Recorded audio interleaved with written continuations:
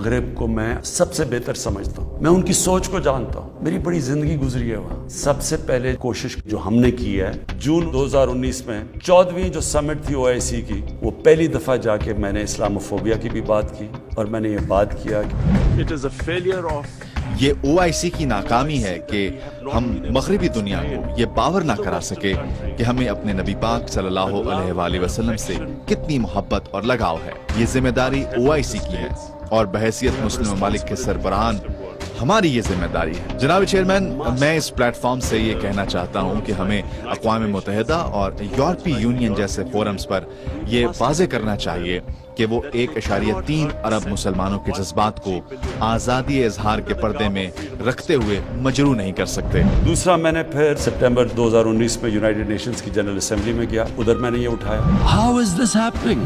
How did this Islamophobia start after 9/11? And Islamophobia का आगाज कैसे हुआ? Because इसका आगाज 9/11 के बाद हुआ।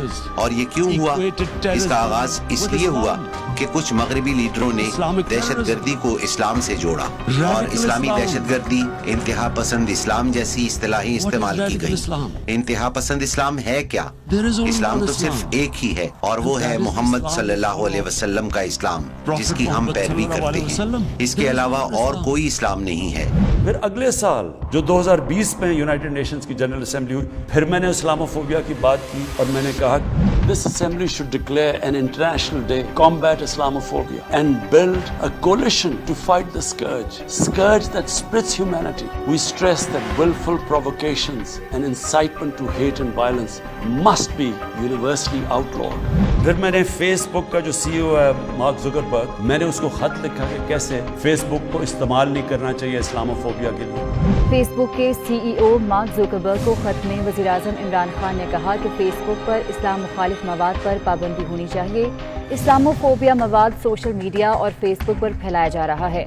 ऐसा मवाद नफरत, इंतहा पसंदी और तशद्दुद को हवा दे रहा है। और फिर जब ये फ्रांस में हुआ और जिसके ऊपर ये TLP कह रही है कि फ्रांस के एम्बेसडर को वापस भेजे, मैंने सारे मुसलमान हेड्स ऑफ स्टेट्स को खत लिखा कि नबी सल्लल्लाहु अलैहि वसल्लम की हमारे दिलों में कितना प्यार और जगह है कि हमें सारों को मिल के मगरिब को बताना चाहिए कि उनके ऊपर कार्टून्स या कुछ भी करते हैं तो ये मुसलमानों को कितनी तकलीफ होती है।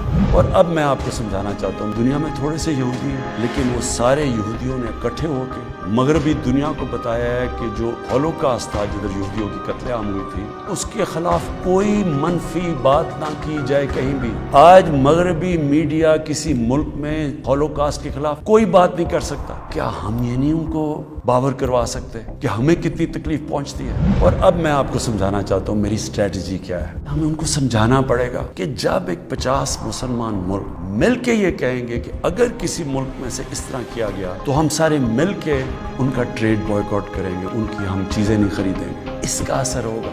इस तरह हम अपना जो हम मकसद है इस पे पहुंच सकते हैं। मैं आपको यकीन दिलाता हूं कि यही तरीका है कि इंशाअल्लाह एक दिन उनको समझ आ जाएगी और वो दिन दूर नहीं है। मैं आज आप सबके सामने कहता हूं कि मैं जिम्मेदारी इसकी लेता हूं। मैं इंशाअल्लाह अपनी कौम को मायूस नहीं करूंगा, अपने मुसलमानों को मायूस नहीं करूंगा।